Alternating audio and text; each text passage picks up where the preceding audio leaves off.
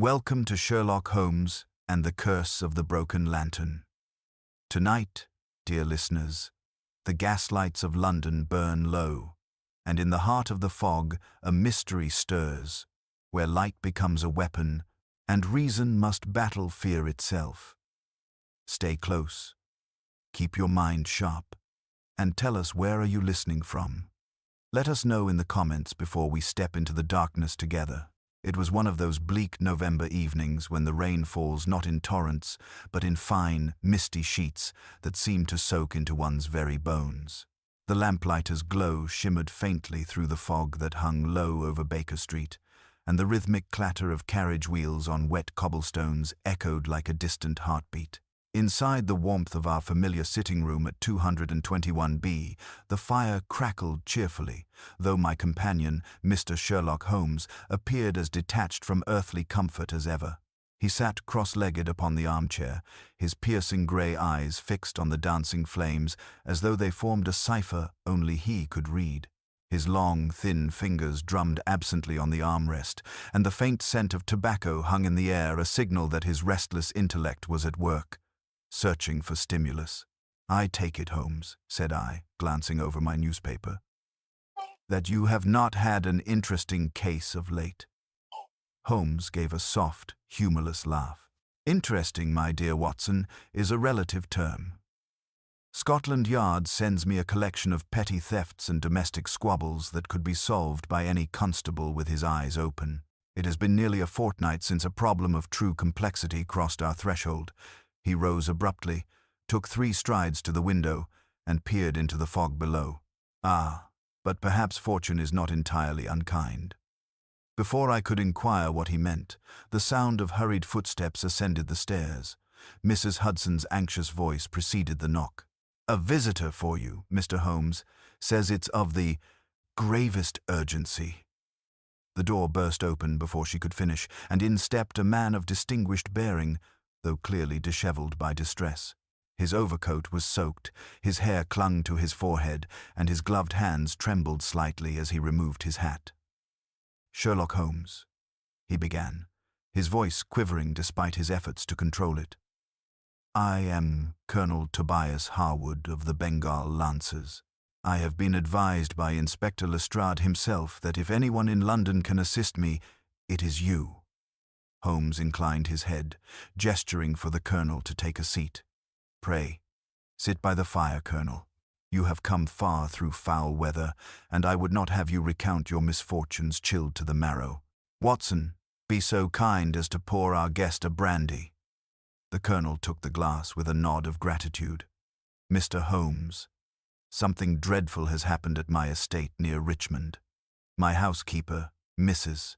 Mortimer, was found dead in the lantern passage, an old servant's corridor, connecting the stable to the east wing. The constables believe it was an accident, but—" He hesitated, glancing nervously toward the fire. "But you do not," Holmes finished softly, his eyes narrowing. "You mentioned a lantern passage.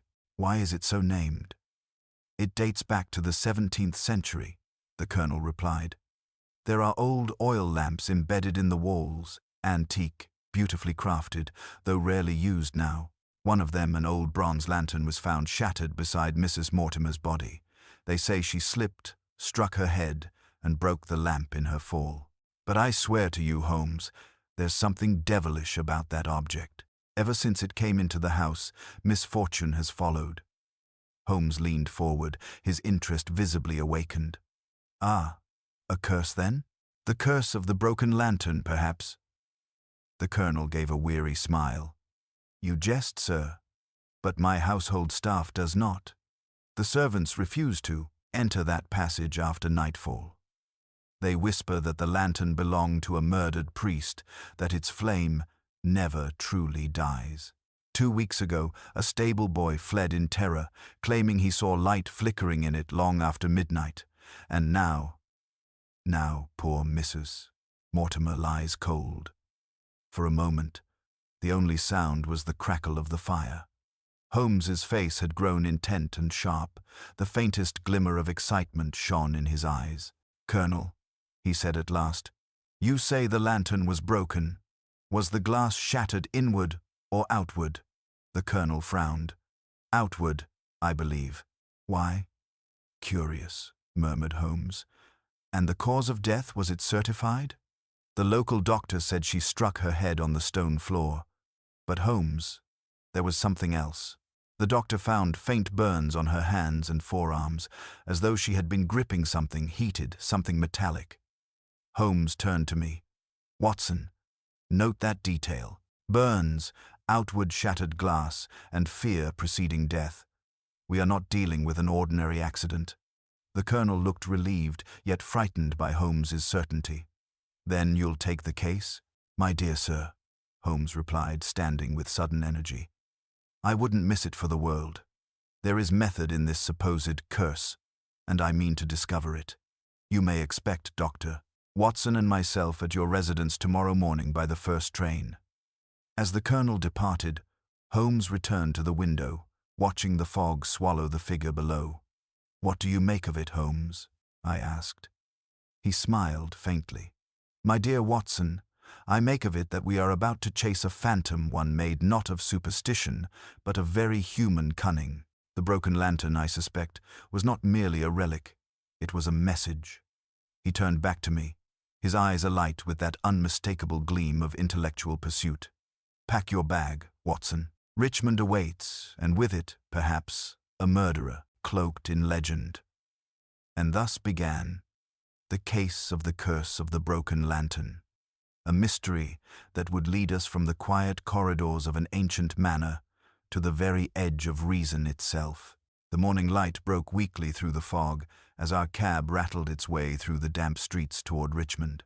Holmes sat beside me, silent and motionless, save for the rhythmic tapping of his fingers against the window pane, a sure sign that his mind was occupied. He had refused breakfast, declaring that the mere anticipation of an enigma provided more nourishment than food. The countryside outside London emerged gradually from the mist, revealing rows of hedgerows, half-hidden cottages, and the steeple of a distant church. It was nearing 10 o'clock when we arrived at Colonel Harwood's estate, a sprawling, ivy-clad manor of considerable age, its stone facade darkened by the night's rain. The place had a brooding air about it, as if burdened by its own history. A butler in mourning attire led us through a long hall adorned with ancestral portraits and into the drawing-room, where the colonel awaited us. He appeared more composed than he had the night before, though his eyes still bore traces of sleepless anxiety. I cannot express my gratitude for your prompt arrival, Mr. Holmes, he said, motioning toward a sideboard laden with coffee. The servants are unsettled. None dare enter the eastern wing. Not since poor Mrs. Mortimer's passing. Holmes declined the offer of refreshment and at once requested to be shown the scene of the tragedy. The colonel hesitated, but eventually led us through a narrow service passage that grew increasingly cold and dim the farther we went. The stone floor glistened with damp, and the air smelled faintly of oil and soot. This is the lantern corridor, said the colonel, holding up a lamp. You see those alcoves along the wall? They once held oil lamps used by the servants before the days of gaslight. Most are empty now. Holmes moved ahead without comment, his eyes scanning every inch of the walls and floor. About halfway down the passage, we came upon a small patch where the stone was still faintly stained, a dark reddish hue that the colonel quickly looked away from. She was found here, he said quietly. The lantern, what remained of it, was beside her. I had it placed in the study if you wish to examine it. Holmes crouched down, his magnifying glass gleaming as he inspected the floor. The glass fragments have been removed, I see, but note, Watson, this discoloration consistent with lamp oil, not merely blood. The oil appears to have run outward, forming a crescent around where she must have lain. Curious indeed. He straightened and ran a gloved hand along the wall. And here, see these faint marks? Someone brushed against the plaster recently, too high for the victim, unless she fell and then rose again before collapsing. Yet the oil stains suggest otherwise. The colonel's brow furrowed. What do you imply, Mr. Holmes? That Mrs. Mortimer did not die where she was struck. She was moved, dragged, perhaps a few feet, perhaps more. The question, of course, is why. We followed him to the study, where the shattered remains of the bronze lantern had been placed upon a cloth. Holmes bent over it like a surgeon before an intricate case. The metal frame was warped and blackened at one edge, the glass panes shattered entirely. "Extraordinary workmanship," he murmured. "17th century Italian, by the look of the filigree. But here observe, Watson, the residue on the rim. This is not ordinary lamp oil. Smell it." I leaned closer and inhaled a faint but acrid odor. "Phosphorus," I suggested. "Precisely, and phosphorus burns at a temperature far exceeding that of an oil flame. A lamp so treated would not merely glow, it would erupt with startling brilliance when ignited, a dangerous mixture in untrained hands." The colonel paled. "You mean it was tampered with?" Holmes smiled faintly. "My dear sir, I mean only that someone wished to create an effect, perhaps to frighten, perhaps to kill. Tell me, Colonel, who had access to this lantern before the incident?" "Only Mrs. Mortimer herself, and perhaps the groundskeeper, Mr. Latham. He restored the lamps a fortnight ago. He swore he used nothing but ordinary oil." Holmes' expression sharpened. "And where might this Mr. Latham be found?" "In the stables, I should think." Holmes rose briskly. "Then let us make his acquaintance. A servant who works among oil, flame, and fear might hold more of the truth than he knows." As we stepped once more into the cold morning air, Holmes' eyes glittered beneath the brim of his hat. "Watson," he said softly, "superstition makes an admirable mask. Behind it, one often finds the hand of man." And with that cryptic remark, he strode toward the stables, his keen mind already unraveling the next thread in the web of the broken lantern. The stables lay a short distance from the main house, their dark timbers glistening with moisture from the morning drizzle. A few horses stirred restlessly as we entered, their breath misting the air. A tall, wiry man in a rough coat emerged from one of the stalls, wiping his hands on a rag. His features were sun-darkened and creased, with small, wary eyes that flicked between Holmes and myself as we approached. "Mr. Latham, I presume?" Holmes said smoothly. The man gave a curt nod. "Aye, sir. You'll be the gentleman from London, then? Colonel said you'd be poking about."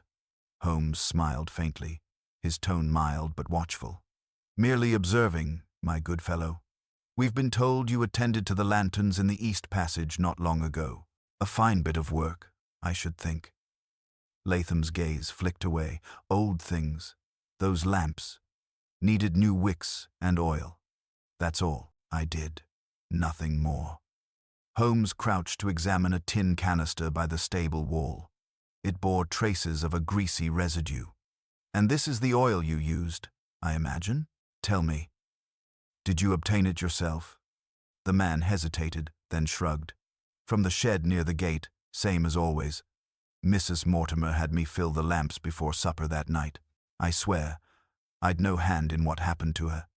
"Yet you've heard the talk of curses," Holmes remarked lightly. "Do you believe such things yourself?" Latham's lips twitched in discomfort. "Can't say I don't, sir. The house has had queer goings-on ever since that lantern came from the Colonel's brother's collection. Doors swinging on their own, lights flaring when no one's near. I seen it myself flickering in that passage when all lamps were out." Holmes straightened, his keen eyes fixed on the man. "And you told no one?" The stable hand looked uneasy. "Didn't think they'd believe me. Besides, I've no wish to lose my place." Holmes nodded slowly. "Quite understandable. Fear and livelihood seldom coexist comfortably. One final question, did you ever notice anyone lingering near the corridor that night?" Latham frowned, rubbing his chin. "Now that you mention it, I saw young Master Edwin near the east wing, the Colonel's nephew. Said he was fetching papers from the study, but he looked pale as a ghost." Holmes' expression shifted only slightly, but I caught the spark of interest in his eyes. "Thank you, Mr. Latham. You have been most helpful." As we walked back toward the house, I could not help but remark, "Surely, Holmes, You don't suspect the Colonel's nephew. The boy must be scarcely 20. My dear Watson, Holmes replied, his gaze distant. Never underestimate youth. Guilt knows no age, though its expression may differ. Still, I do not accuse, only observe. The lantern, the oil, and the so-called curse, each element forms part of a composition. We have heard the melody, now we must find its discordant note. Inside, the Colonel awaited us in his study, pacing restlessly. Did you learn anything, Mr. Holmes? He demanded. Much, though nothing conclusive as yet, Holmes said, lowering himself into a chair. I should like to speak with your nephew, if you please. The Colonel's face clouded. Edwin, surely you don't think the boy. I think nothing, Colonel, until I have reason, Holmes interrupted gently. But he was observed near the scene of the incident. In inquiries of this nature, even the innocent must be questioned. The Colonel sighed and rang for a servant. Moments later, a slender young man entered, his fair hair disheveled, his manner nervous. Uncle said you wanted to see me, he murmured. Holmes regarded him steadily. Indeed. You were in the East Wing the night Mrs. Mortimer died. Why? Edwin's eyes widened. I had left a sketchbook in the corridor after dinner. I went to retrieve it. I didn't see Mrs. Mortimer at all, only the light flickering through the passage. It startled me, I admit. But I thought perhaps one of the servants was there. Holmes leaned forward. And did you notice the smell of burning? The young man hesitated. Now that you mention it, yes. A sharp, acrid smell. It clung to my coat, even after I returned to my room. Holmes exchanged a brief glance with me, then rose, his expression thoughtful. Thank you, Master Harwood. That will suffice for now. When the young man had left, the Colonel looked at Holmes anxiously. What are you thinking, Mr. Holmes? Holmes walked to the window, staring out at the drifting fog. I am thinking, he said slowly, that Mrs. Mortimer's death was neither accident nor curse, but design, and that the hand behind it may still reside within these walls. His tone was calm, almost casual, yet there was a weight to his words that sent a chill down my spine. The game, it seemed, had only just begun. Holmes remained by the window for some moments after the young man had gone, the faint outline of his reflection merging with the drifting fog beyond the glass. The Colonel stood behind him, uneasy and impatient, his fingers drumming nervously on the back of a chair. I, meanwhile, could sense that subtle stillness in Holmes which always preceded a burst of deduction, a silence as charged as a drawn bow. Colonel, Holmes said at last, without turning, I must ask to see the lantern passage again at dusk. The light will fall as it did on the night of Mrs.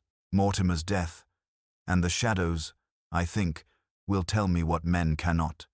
Of course, the Colonel replied, though his voice betrayed a touch of apprehension. But might I ask, what exactly do you hope to find? Proof, Holmes said simply, that the human eye can deceive itself when guided by fear. The remainder of the day passed in uneasy anticipation. The Colonel busied himself with correspondence he clearly did not read. Young Edwin stayed confined to his room, claiming illness, and the servants whispered in corners, throwing fearful glances toward the East Wing. Holmes spent much of the afternoon in solitude, taking precise measurements of the broken lantern, comparing the fragments with the pattern of oil stains he had recorded earlier. He even borrowed one of the unbroken lamps from the corridor, examining it under different conditions of light, muttering to himself about angles, refraction, and human perception. As twilight crept through the windows, we returned to the passage. A damp chill clung to the air, and the last rays of daylight faded through the narrow windows like streaks of dying flame. Holmes carried the intact lantern, freshly filled, while I followed with my revolver, a precaution he insisted upon, though he refused to explain why. He paused midway down the corridor, at the very place where Mrs. Mortimer's body had been found. Now, Watson, he said softly. Observe. I have reconstructed the scene as closely as possible. The oil spill began here. Yes, but the distribution shows a curious asymmetry. Whoever handled this lamp either moved it rapidly or intended to create a specific illusion. He raised the lantern and tilted it slightly. The flickering light threw grotesque shapes upon the walls, the glow bending and distorting through the ancient glass. See how the flame warps when viewed at an angle. To a frightened observer, it might appear to shift or even move independently. If our late housekeeper believed herself cursed, one such illusion would be enough to startle her into flight or folly. Then you think her death was accidental after all? I asked. Holmes shook his head. No. Fear may have been the instrument, but fear must be wielded. Someone created this scene deliberately, someone who knew how to manipulate both the lantern and its reputation. A faint creak echoed from the far end of the corridor. Holmes extinguished the light instantly, plunging us into darkness. Only the dim outline of the doorway remained visible. Quiet, Watson, he whispered. We are not alone. The sound of cautious footsteps drew nearer, hesitant but deliberate. Then came the faint scrape of metal against stone, followed by the sharp scent of burning phosphorus. A sudden flare illuminated the passage, a pale blue light flickering within a second lantern, held by a trembling hand. The figure was half hidden beneath a dark cloak, face obscured by the glow. Holmes moved with astonishing speed. In 2 strides he seized the figure's wrist, twisting it sharply until the lantern clattered to the floor. Careful, he snapped, as the flame hissed dangerously close to the oil-stained stones. I sprang forward to stamp it out while Holmes pinned the intruder against the wall. The cloak fell back, revealing young Edwin Harwood, his face ghostly in the afterglow, his expression one of abject terror. Mr. Holmes, please, I didn't mean, he stammered. Holmes released him slowly, but kept a hand firm on his shoulder. You didn't mean to burn down your uncle's house, perhaps, but you did mean to frighten the servants into spreading the tale of the lantern's curse. Tell me, what did you hope to gain from their fear? Edwin's breath came in ragged bursts. It was never supposed to go so far, he whispered. Mrs. Mortimer found me that night. She saw me with the lamp and threatened to tell my uncle. I tried to stop her, grabbed her arm, but she slipped. The lantern fell. Holmes' expression softened slightly, though his voice remained cold. And the rest, the talk of curses, the flickering lights, those were your doing? Edwin nodded miserably. I thought if I made it seem supernatural, no one would look too closely. I only wanted to frighten her into silence, but she fell, and the fire... It was an accident, I swear. Holmes turned to me with a sigh. You see, Watson, the supernatural is ever the refuge of the guilty. A simple trick of light and phosphorus, wrapped in a legend, and a clever lie becomes invincible, at least to those who prefer belief to reason. He looked once more at the broken lantern, lying cold upon the floor. And so ends the curse. Not by exorcism, but by deduction. Outside, the last of the daylight vanished, and the ancient manor seemed to breathe easier in the deepening quiet. The following morning dawned pale and still, with a thin fog lingering over the grounds like a veil reluctant to lift. The manor was hushed, save for the muffled clatter of servants who went about their duties with forced composure. The events of the previous night had left the household shaken, and though young Edwin's confession had explained much, Holmes's expression over breakfast revealed that the case was not yet fully closed in his mind. You are not satisfied, I observed, watching him stir his coffee with absent precision. He gave a faint, distracted smile. Satisfied, my dear Watson, is not quite the word. The boy's tale explains the circumstances, yes, but not the substance. You recall the burns on Mrs. Mortimer's hands. Those cannot be reconciled merely with a fall or a shattered lamp. There is an element still missing, one that turns an accident into intent. Surely, you do not think, I began, but Holmes silenced me with a raised finger. Let us say, rather, that I think less of curses and more of chemistry. Someone, Watson, introduced phosphorus into that lantern, not as decoration, but as design. The boy may have been the fool, but fools are often tools. A knock at the door interrupted our discussion. Colonel Harwood entered, looking older by 10 years. "Mr. Holmes, you must know what this has done to me. Edwin is my sister's son. I cannot see him ruined. He insists the death was accidental." Holmes rose, offering a sympathetic nod. "I believe him partially. But tell me, Colonel, who first brought the lantern into your house?" The Colonel seemed surprised by the question. "Why, my late brother Arthur. He was an antiquarian, forever collecting odd relics from abroad. After his death, his effects came to me, including that lantern. Mrs. Mortimer oversaw its placement in the passage." Holmes's eyes sharpened. "And did anyone else handle your brother's collection before it arrived here?" The Colonel frowned in thought. "Yes, Arthur's solicitor, a Mr. Fabian Greeley. He arranged the transport. A capable man, though. I recall my brother once speaking of quarrels between them, something about forged documents and money gone astray. But that was years ago." "Years ago," Holmes repeated softly. "And yet, perhaps not forgotten." He turned to me suddenly. "Watson, my coat. We are going into a town." Within the hour, we were aboard a hansom bound for Richmond's small commercial district. Holmes inquired discreetly at a few shops and offices before locating Greeley's establishment, a narrow building with fogged glass and an air of neglect. Inside, the solicitor himself sat hunched behind a desk piled with papers. He was a short, stooped man with thin grey hair and a nervous twitch about the mouth. "Mr. Greeley," Holmes began cordially, "I am here regarding the late Arthur Harwood's estate." At the mention of the name, the man's pen froze mid-line.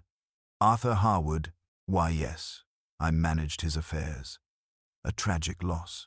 "Indeed," Holmes replied. "And now his brother's household has suffered a further misfortune, a death connected, curiously, to one of Mr. Arthur's possessions. You may recall a bronze lantern?" The solicitor's pallor changed slightly. "A lantern? Yes, I remember it. Nasty old thing. Quite worthless. I advised the Colonel to discard it." Holmes' tone remained calm, but his eyes missed nothing. "Worthless? Yet you insured it for a handsome sum during the estate's transfer. A curious discrepancy." Greeley's fingers tightened on his pen. Well, that was a clerical oversight. My clerk must have." Holmes leaned forward, voice low. "Let us not insult each other's intelligence, Mr. Greeley. The lantern's internal reservoir bore traces of a chemical compound consistent with phosphorus sulfide. Such material, when ignited, produces a flash bright enough to blind or startle an observer fatally. It was no accident that the lantern burned as it did. Someone prepared it, and I believe that someone profited by ensuring the Colonel's household would fear it." The man's composure broke. "You can't prove," he began, but Holmes raised a hand. "On the contrary, I can. The oil used in the lantern was unique to your supplier. A Mr. Denton of Bishopsgate, who confirms you, purchased several cans last month under your own name." A long silence followed. Then Greeley slumped back in his chair, his defiance ebbing away. "Arthur found out," he muttered bitterly. "He discovered I'd diverted some funds threatened exposure. I meant only to frighten him at first, to drive him into selling his collection cheap. I never thought his brother would bring that cursed lamp home after his death." Holmes regarded him coolly. "Evil seldom stops at its intended boundary, Mr. Greeley. It leaks outward, like oil from a broken lamp." When we returned to the manor, the Colonel listened in stunned silence as Holmes recounted the confession. Edwin was exonerated, and the lantern, object of terror and tragedy alike, was sealed in a box and consigned to the river by Holmes's own hand that evening. As the current carried it away beneath the mist, Holmes watched in silence, his profile outlined against the faint glow of the fading sky. "So ends another ghost, Watson," he said quietly, not banished by prayer but by proof. And for a long time after, neither of us spoke as the ripples swallowed the last trace of the curse of the broken lantern. The mist still clung to the water long after we had consigned the lantern to the Thames. Holmes watched its slow descent until the current swallowed it whole, his face a mask of calm contemplation. As we turned back toward Baker Street that evening, the streets gleamed beneath the lamplight, and I fancied that some unspoken thought still troubled my friend. He had achieved justice, as he always did, yet there was a trace of unease in his silence that I could not ignore. By the time we reached our rooms, Mrs. Hudson had set out supper, which Holmes ignored entirely. He stood by the mantel, hands clasped behind his back, his eyes fixed upon the flickering shadows. "Watson," he said at length, "have you ever known a case that concluded too neatly?" I looked up from my chair, startled. "Too neatly? You mean to suggest there is more still?" Holmes' lips curved faintly. "My dear fellow, the surface has settled, but the depths remain untested. Consider Greeley's confession. He admitted to tampering with the lantern in order to frighten Arthur Harwood. Yet, how came Mrs. Mortimer by the burns? Why did the lantern explode days after its arrival, rather than at once?" I frowned. Perhaps the boy's mishandling. "No, Watson," he interrupted sharply. "The sequence does not align. A man of Greeley's cunning would not leave such timing to chance. There was another hand, someone who understood both the mechanism and the superstition it inspired. Greeley may have struck the match, but someone else placed the fuse." He moved to his desk, scattering papers until he produced a crumpled note that had been delivered earlier that day. "Observe this, a message received from the Richmond Constabulary. While escorting Greeley to London, he was found dead in his cell. The doctor reports no violence, only the faint scent of phosphorus upon his coat." I sprang from my seat. "Good heavens, Holmes! You mean poison?" "Possibly. Or perhaps simply poetic justice," he murmured. "But what interests me most is the method. The same signature, Watson. The ghost of the lantern lingers." The following morning found us once more aboard a train bound for Richmond. Holmes spoke little, though his eyes burned with the cold light of purpose. At the Harwood estate, the colonel received us with visible unease. "More misfortune, Mr. Holmes. Haven't we had enough?" Holmes inclined his head politely. "One final matter, Colonel. I should like to inspect your late brother's study, his personal effects, particularly any correspondence preceding his death." The colonel hesitated, then led us through a narrow passage into a dim chamber heavy with dust. The air smelled faintly of old books and varnish. On the desk lay stacks of faded letters tied with twine. Holmes untied them swiftly, scanning their contents. After a few minutes he stopped, his expression sharpening. "Watson, listen to this," he said. "My dear Arthur, I have come across a most singular acquisition in Florence, a relic said to have belonged to the Dominican order. The dealer insists it once burned with unnatural flame, though he claims the light could only be seen by the guilty. A curious notion, is it not? Signed, Eleanor Greeley." "The solicitor's wife," I exclaimed. "Precisely. And note the irony. The same lantern, introduced to the Harwoods under the guise of fascination, later weaponized by her husband. Yet if she sent it, she must have known its properties before he did. A shared crime, or perhaps a rivalry. Either way, her hand is visible in every line." Within the hour, we were at her residence, a modest villa overlooking the park. The woman who received us was of striking composure, tall, elegant, and dressed in mourning black. Her eyes met Holmes's steadily as he introduced himself. "You have come about my late husband," she said before he could speak. "You think I killed him?" Holmes bowed slightly. "I think, madam, that you finished what he began. He tampered with the lantern to gain money. You tampered with it to gain freedom. You replaced the oil with phosphorus after it reached the Harwoods, ensuring that whoever lit it next would pay the price of his greed. A flicker passed across her features, half pride, half exhaustion. "He ruined everything," she whispered. "Arthur discovered his thefts and meant to expose him. I warned him it would end in scandal, but he mocked me, said I was weak. I only wanted to frighten him into silence. I did not know the housekeeper would die." Holmes regarded her for a long moment, then said quietly, "The law will take its course, but I will say this. Few crimes burn so bright and leave so little light behind." When we left her house, the fog was lifting at last, revealing the faint shimmer of the Thames beyond. Holmes walked in silence, the brim of his hat low over his eyes. "You see, Watson," he said finally, "truth, like fire, consumes what conceals it. The curse was never of the lantern, it was of the hearts that lit it." And as we rode back toward Baker Street, I could not shake the feeling that somewhere in that faint, smoky air still lingered the echo of the broken lantern's final flame. The return to Baker Street that evening was marked by a somber quiet. Holmes reclined in his armchair, his long fingers steepled beneath his chin, the faint wisp of smoke curling from his pipe as he stared into the fire. Outside, London murmured beneath the rain, omniscient, indifferent. I could sense that his mind was not at rest. The case, though resolved in the eyes of the law, had left an aftertaste that neither of us could quite dispel. "It is curious," Holmes said at last, his voice low and thoughtful. "Mrs.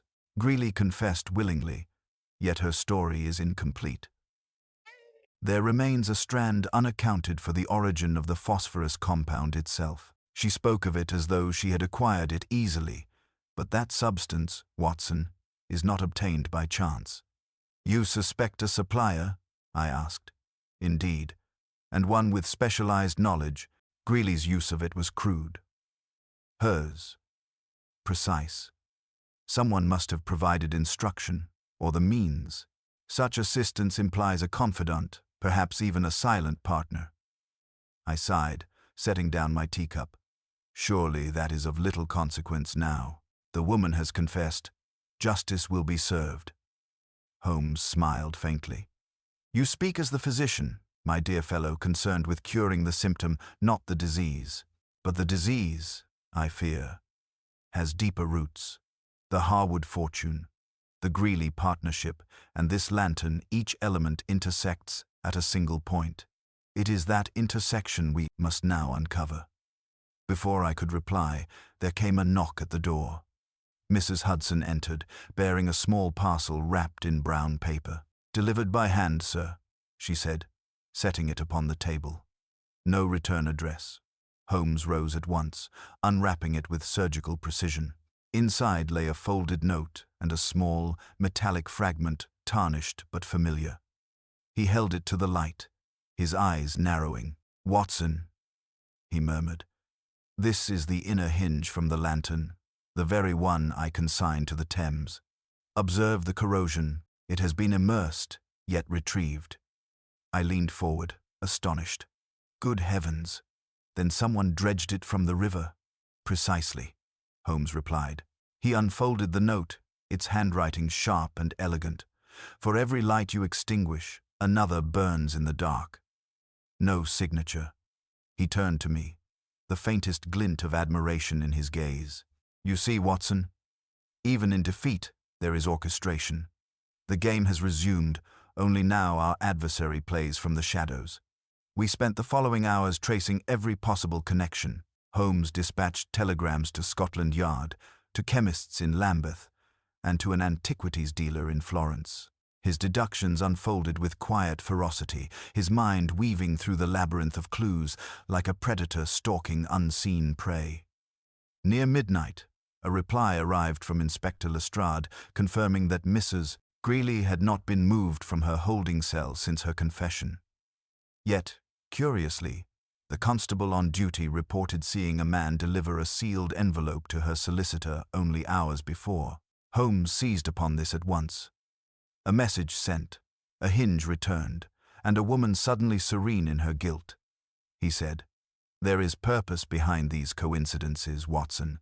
The hand that supplied her with phosphorus now moves to preserve itself. The next morning, under a drizzle of fine rain, we called upon the solicitor's offices in Chancery Lane. The clerk on duty remembered the messenger well. A man in a long coat with an Italian accent, carrying a case marked Antiquarian Repairs. Holmes' eyes gleamed. "Florence again," he murmured. "The same city from which the lantern was procured. The threads converge." We traced the name on the delivery ledger, Signor Bianchi, dealer in restoration of sacred relics.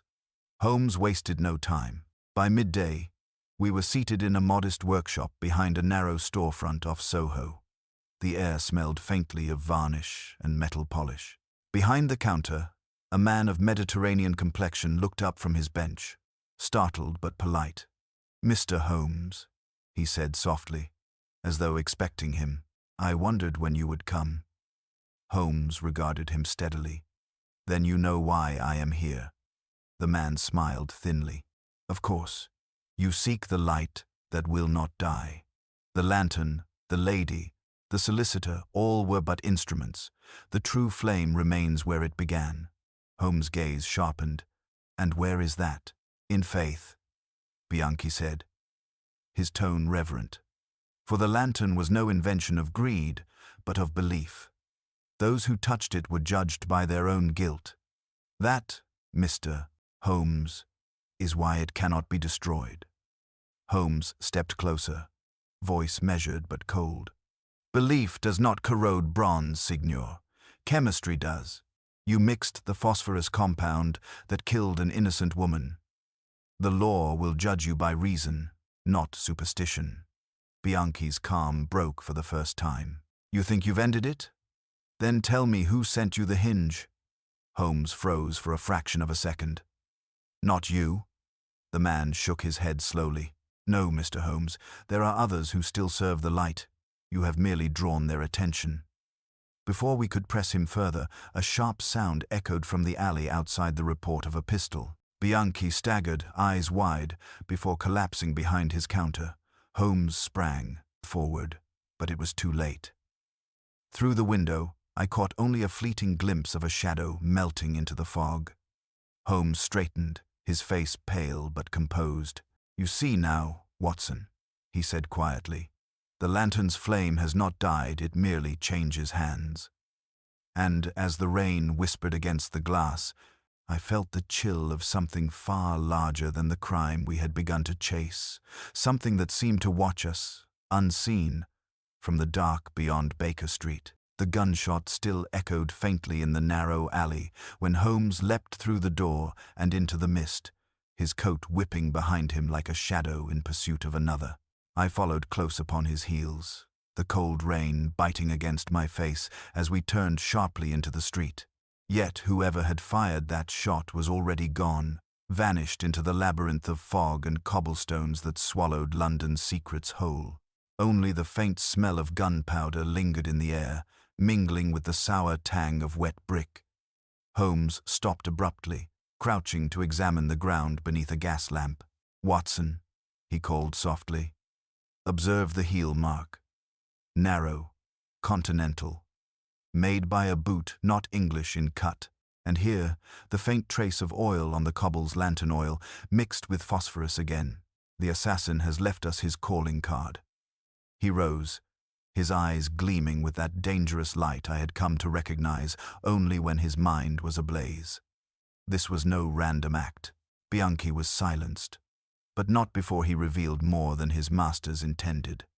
The phrase he used, "those who serve the light," that was no metaphor, Watson. It is a creed. We returned to the workshop. The air inside was thick with the acrid smoke of the discharged weapon. Bianchi's lifeless form lay sprawled across his workbench, a single wound just below the heart.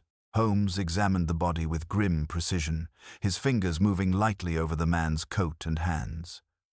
"No defensive marks," he murmured. He trusted his killer, or expected them.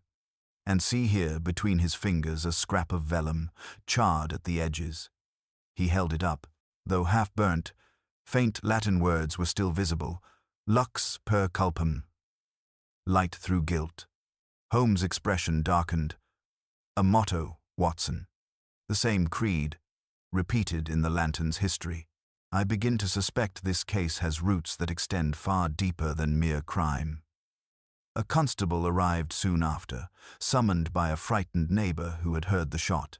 Holmes directed the scene with characteristic authority, offering only what information he deemed necessary. When the matter was in capable hands, we departed quietly into the gathering dusk. In the cab ride back to Baker Street, Holmes spoke little.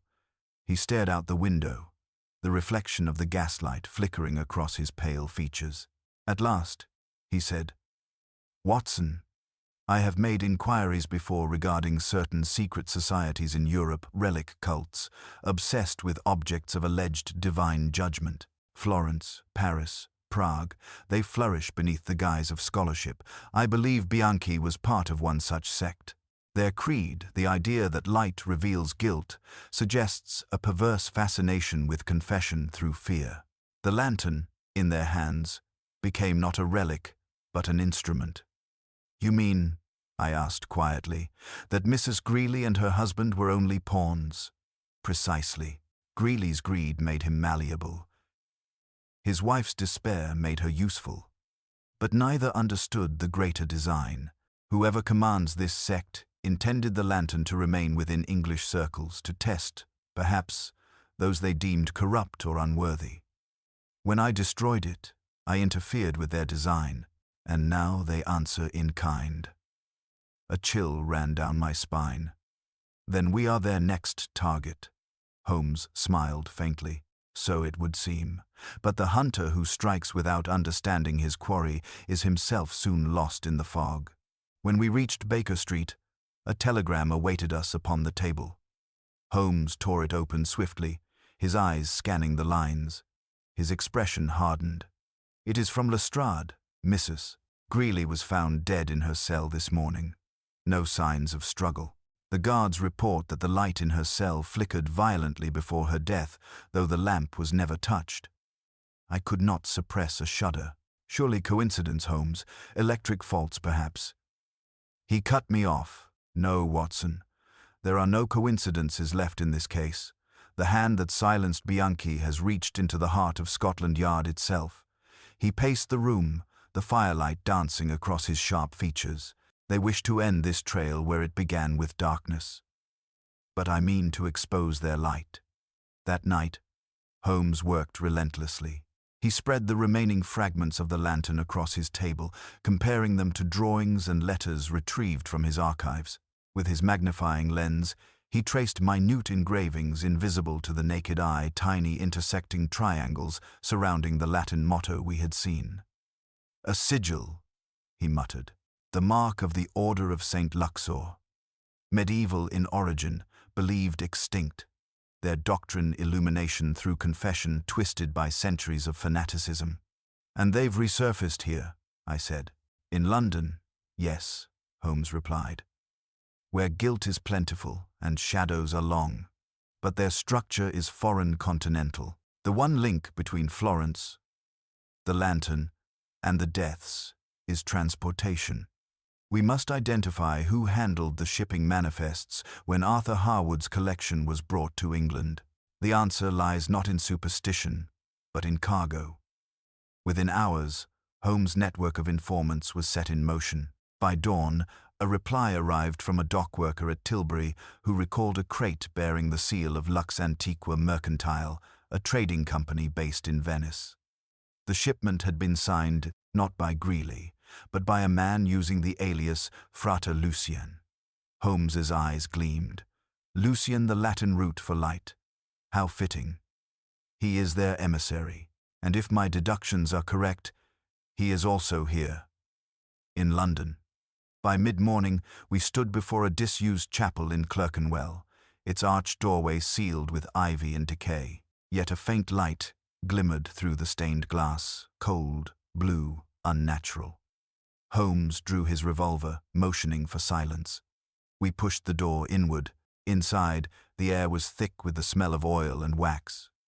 The nave was filled with shadows, and in its center stood a circle of lanterns, dozens of them, each identical to the one we had consigned to the river. Their flames burned low and eerie, illuminating symbols etched upon the floor. A figure stood among them, robed and hooded, his face hidden beneath the glow of a single bronze lamp that he raised like a relic. "Mr. Holmes," came a calm, echoing voice. "You have dimmed one flame, but the light of guilt is endless." Holmes stepped forward, unflinching. "Then let us see whose guilt it reveals, sir." The figure tilted the lantern slightly, and a sharp, white flash burst across the room, casting monstrous silhouettes upon the walls. For an instant, I saw Holmes's profile outlined in brilliance, and behind the robed man, the faint suggestion of another figure moving through the haze. Then the light extinguished, and the chapel was plunged into darkness. "Watson," Holmes whispered, his voice steady but taut. "We are not alone. Keep your hand on your revolver. The true flame of this mystery has only just been lit." The darkness swallowed us whole. The sharp tang of phosphorus still stung my nostrils as the echo of that blinding flash faded into the hollow silence of the chapel. For a moment, I could hear nothing but my own pulse hammering in my ears. Then, somewhere to our left, came the faint scrape of a boot against stone. Holmes's hand brushed my arm lightly, his silent signal for stillness. We waited, breath held, until the sound came again, nearer this time, slow and deliberate. Holmes moved first, gliding through the darkness with uncanny precision. I followed, revolver drawn, my other hand brushing the damp wall to steady myself. The fog that had seeped through the cracks of the ruined building seemed to thicken inside, mingling with the acrid smoke. Then a sudden gust of air brushed past me, followed by the whisper of fabric. I turned sharply, too late. A cold hand gripped my wrist, twisting hard. My revolver clattered to the floor. Before I could cry out, a beam of pale blue light flared once more, revealing a tall, hooded figure looming between us. The lantern he held shimmered with that same eerie phosphorescence, casting his face in shifting shadows. His eyes, sharp and colorless, fixed upon Holmes with something that was almost reverence. "Holmes," he said in a low, accented voice, "I warned Signor Bianchi what interference would bring. You chase shadows that were never yours to see." Holmes stood motionless, his expression calm but his voice edged with steel. "Then perhaps you will enlighten me, sir. You are Frater Lucian, I presume?" The man inclined his head slightly. "Names are irrelevant. I am a custodian of the light, the same light you have profaned." Holmes's tone turned icy. "Light, sir, is meant to reveal truth, not conceal murder." Lucian's pale lips curved into a faint smile. "Truth is blinding to those unprepared to bear it. That is why we guard it. The lantern you destroyed was one of 7. You have seen only a fragment of the illumination we preserve." I saw Holmes' eyes flicker with sudden calculation. 7? Then the others still exist. Lucian took a step forward, the lantern's glow dancing over the carved sigils on the floor. "Not for you to find. The light seeks guilt, Mr. Holmes. It will find its way to those who deserve it, even among your kind." His voice softened, almost taunting. "Tell me, detective, when was the last time your conscience was unshadowed?" For a moment, Holmes did not speak. The glow from the lantern shimmered against his features, and I thought I saw something flicker across his expression, something human and fleeting. Then, with the swiftness of a striking serpent, he hurled a fragment of brick toward the figure. The light swung wildly as Lucian staggered backward. Holmes seized the opportunity, lunging forward and knocking the lantern from his grasp. It fell to the floor with a metallic clang, its flames sputtering out. "Watson, the door!" Holmes shouted. I moved toward the entrance, but Lucian was faster than I anticipated. With inhuman agility, he slipped past Holmes and darted toward the far side of the chapel, vanishing through a concealed archway behind the altar. Holmes gave chase, his footsteps echoing sharply against the stone, but the passage twisted into darkness and ended abruptly in a wall of collapsed masonry. Lucian was gone. Holmes stood there, his breath quick but controlled. "A prepared escape," he muttered. "He knows this ground too well. We've been led here for his message, not his capture." We returned to the nave, where the extinguished lantern lay among the circle of its dormant twins. Holmes crouched beside it, inspecting its mechanism with his lens. "Curious," he murmured. "Each one modified identically, yet this particular lamp bears an inscription distinct from the others." He tilted it toward me, revealing faintly engraved words beneath the soot. "Illumina et judicabis, shine, and thou shalt judge." Holmes rose slowly. "Watson, we are no longer dealing with murderers alone. This is an order obsessed with divine judgment, and they have turned faith into a weapon. Their creed of light and guilt is a mask for control. Those who lead them hide behind mysticism to justify their power. But now they have revealed themselves, and that, my dear fellow, is their first mistake." As we stepped back into the street, the cold night air struck my lungs like glass. The rain had stopped, but the fog hung thick as wool. A carriage waited at the curb, a black brougham with no crest upon its door. Holmes froze. "Down, Watson," he hissed. A shot rang out. The bullet struck the stone pillar inches from where Holmes had been standing. I dropped behind a crate as the carriage wheels screeched and the vehicle tore off into the mist. Holmes fired once in return, but the sound was swallowed by the night. When the silence returned, he holstered his pistol and exhaled slowly. "They are watching our every move. The Order has eyes in London, and they mean to blind us before we expose them." I retrieved my revolver from the ground, my hands trembling despite myself. "Then we must go to Lestrade," warned him. "Perhaps request protection." Holmes gave a faint smile. "My dear Watson, protection is a luxury neither of us can afford. The only safety lies in finishing what they began. We must find where the other 6 lanterns lie, and who commands this light that kills." He drew from his pocket the charred vellum scrap we had taken from Bianchi's hand and held it to the lamplight. "Lux per culpam," he murmured. "Light through guilt. If that is their law, then it is guilt that will betray them." As we walked toward the main street, I glanced back once more at the darkened chapel. Through the cracked window, a faint blue shimmer pulsed, weak but unmistakable. The extinguished lanterns were glowing again, one by one, as though awakening to some unseen command. Holmes noticed it too. His expression hardened, the reflection of that spectral light flickering in his eyes. "The light is not done with us yet, Watson," he said quietly, "and neither are they." We quickened our pace, the fog closing around us, the faint echo of unseen footsteps following close behind. The fog thickened as we walked, its silvery tendrils curling like smoke through the lamplight. Holmes moved swiftly, every step purposeful, his face drawn in grim concentration. The faint echo of those unseen footsteps still followed, sometimes near, sometimes far, but always there, like a heartbeat just beyond hearing. When we reached Baker Street, Holmes ushered me inside without a word and bolted the door behind us. The fire had burned low, and the room was dim except for the glow from the street lamps beyond the window. He went immediately to his desk, sweeping aside papers and maps to clear a space. "Watson," he said quietly, "we are now playing for more than truth. We are playing for time. That light we saw those lanterns reawakening means the Order has begun the next phase of their design. London itself may soon become their proving ground." I sank into the armchair opposite him, my nerves still frayed. But what could they possibly hope to accomplish, Holmes? Superstitious fear? Influence?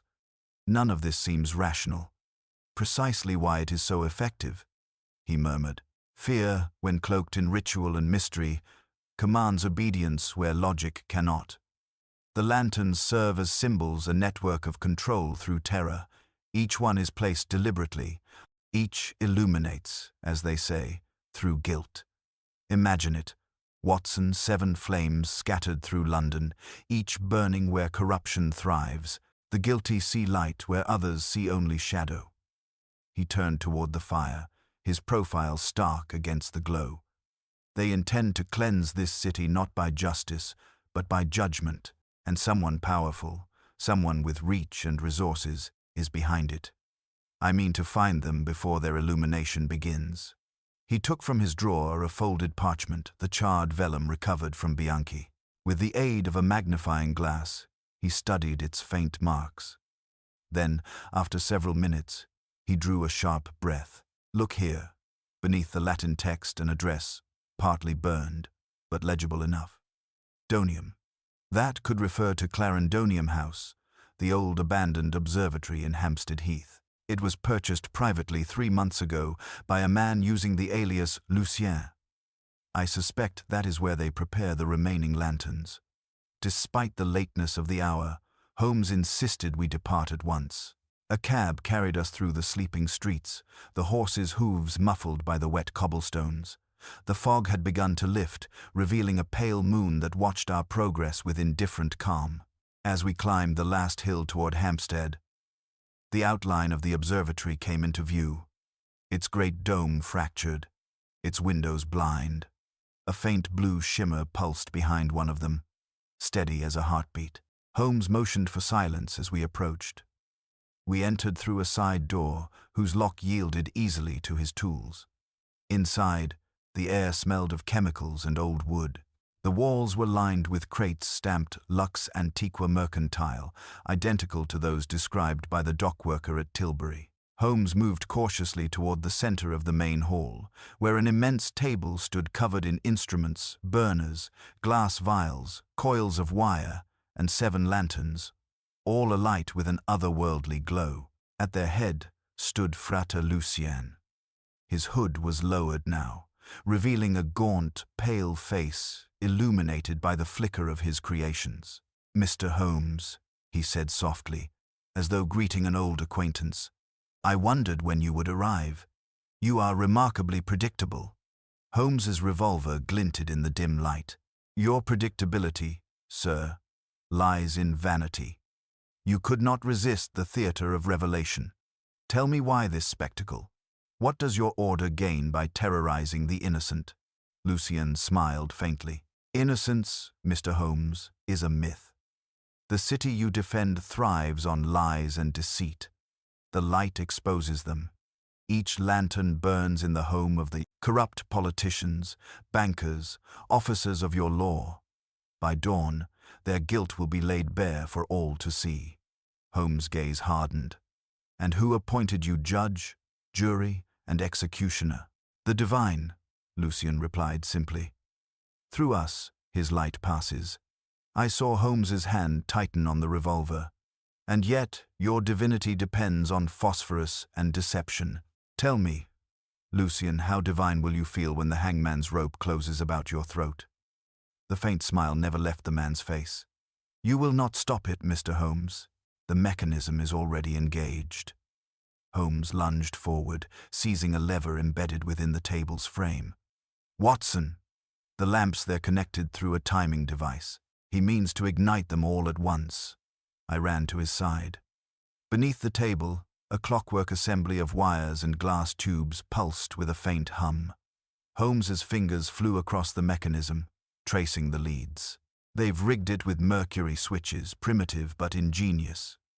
Tamper with one wire, and the other's trigger." Lucien stepped backward toward the far wall, where a stairway led up to the observatory dome. "There is no stopping it," he said. "The city will burn with truth." Holmes' eyes blazed. "Not tonight." He tore a small knife from his pocket, cutting 2 wires simultaneously. The hum faltered, then stilled. The blue flames in the lanterns flickered, dimmed, and went out one by one. Lucien froze. For the first time, uncertainty shadowed his face. Holmes advanced. "Your light has failed, sir, and with it, your illusion." The man's composure shattered. With a sudden snarl, he drew a pistol from beneath his cloak. The shot rang out, echoing through the dome. The bullet grazed Holmes's shoulder as I fired in return. Lucien staggered, clutching his side, then stumbled backward toward the staircase. "Holmes!" I cried, rushing to him, but he waved me off. "Go, Watson. Don't let him. Escape!" I sprinted after the retreating figure, up the spiral steps that wound toward the broken dome. The wind howled through the shattered glass as I reached the top. Lucien turned, his face pale beneath the moonlight. "You cannot kill the light," he hissed. "It will find another bearer."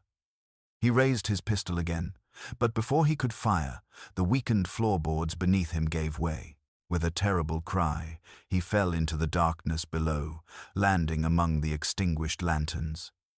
The silence that followed was absolute. When I descended, Holmes was seated against the table, his wound bound with a strip of cloth torn from his sleeve. He managed a faint smile as I approached. "You see, Watson," he said quietly, "the light, when corrupted, consumes itself." We watched in silence as the last lantern cracked from the fall, flickered weakly, then went out forever. The faint odor of burnt phosphorus hung in the air, acrid yet strangely clean. By dawn, the police had arrived, summoned by Holmes' discreet telegram earlier that night. The crates were seized, the lanterns destroyed, and the order's remnants scattered. As we rode back through the grey morning streets, Holmes sat quietly, his hat pulled low, his gaze distant. When we reached Baker Street, he paused at the window, watching the pale light spread across the city. "There is your illumination, Watson," he murmured. "No tricks, no fire, just the honest light of day. It reveals enough truth for any man willing to see it." And with that, he turned from the window, the faintest trace of weariness in his voice, and said, "I think, perhaps, I shall sleep."